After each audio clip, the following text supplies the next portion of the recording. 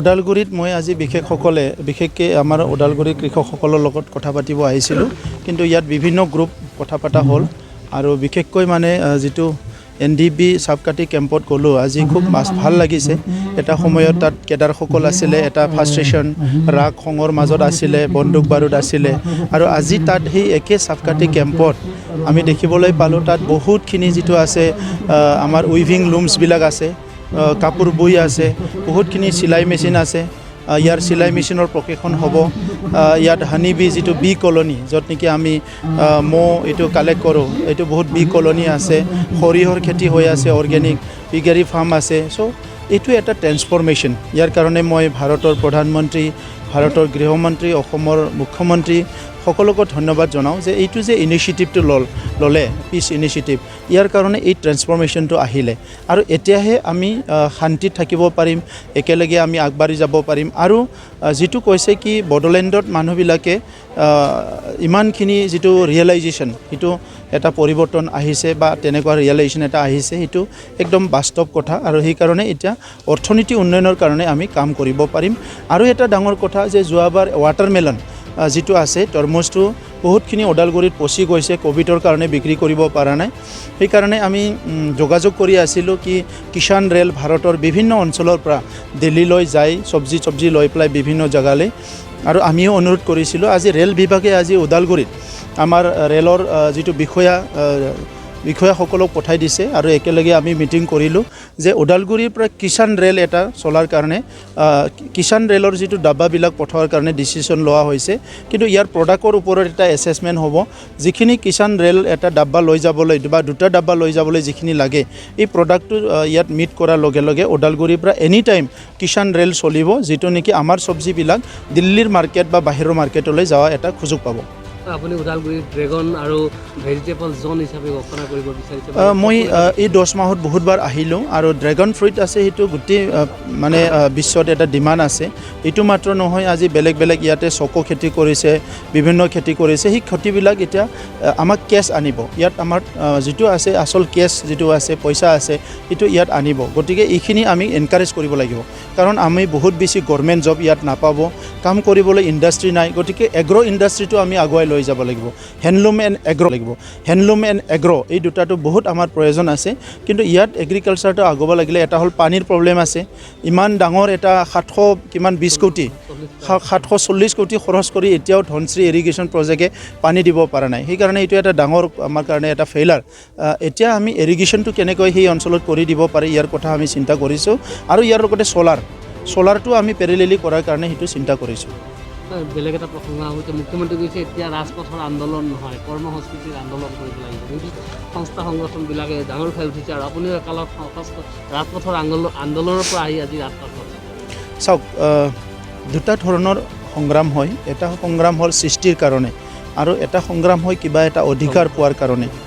গতিকে ধ্বংসটোতো মই কোৱাই নাই, বন্দুক বাৰুদ ল'লেতো এইটো মানে ধ্বংসৰ এটা চান্স থাকে।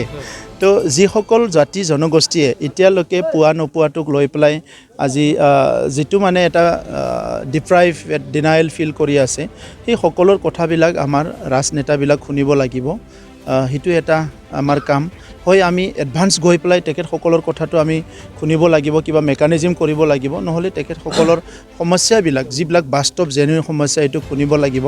আৰু আনপিনেদি বেলেগ এটা কথা হয়তো যিটো আমাৰ মুখ্যমন্ত্ৰী ডাঙৰীয়াই কৈছে কি এটা নতুন এটা জাগৰণ, উন্নয়নৰ জাগৰণ, শান্তিৰ জাগৰণ এটা সৃষ্টি কৰাৰ কথা তেখেতে কৈ আছে। আজি ৰাজনৈতিক পথাৰখনত যথেষ্ট সংস্কৃতিটো পৰিৱৰ্তন আনিছে। আগতে মন্ত্ৰীবিলাক গাঁৱলৈ অহা নাছিলে, এতিয়া আপুনি দেখিবলৈ পাব জিলাই মন্ত্ৰীসকল ঘূৰি আছে। CM ডাঙৰীয়াই নিজেও ডিষ্ট্ৰিক্টে গৈছে, মাজুলীত ৰাতি থাকিছে, শ্ৰীৰামপুৰত গৈ পেলাই বাগানত তেখেতে নিশা কটাইছে, মানুহৰ লগত কথা পাতিছে। চ' এইটো যিটো আছে যে পাব্লিকৰ যিটো সমস্যা, সেইটো নিজে উপলব্ধি কৰিব পাৰিব লাগিব। আপুনি AC ৰুমত বহি থাকি, ছেক্ৰেটাৰিয়েটত বহি থাকিলে বহুত কথা আপুনি নাজানিব। তো সেইকাৰণে যিটো এক্সটেনচিভলি তেখেতে টুৰ কৰিছে, ৰাইজৰ লগত আহিছে, এইটো এটা ডাঙৰ পৰিৱৰ্তন। আৰু সেইকাৰণে আজি কৰ্ম সংস্কৃতিটো যদি চবে লয়, চাওক, আমি যিমান যি কথা নকওঁ কিয় যে অৰ্থনীতি আগুৱাই নোযোৱালৈকে আমাৰ বহুতখিনি সমস্যা হৈ থাকিব। সেইকাৰণে অৰ্থনীতিটো যদি আগুৱাই যাব লাগে, হাতে কামে চবে কাম কৰিবই লাগিব।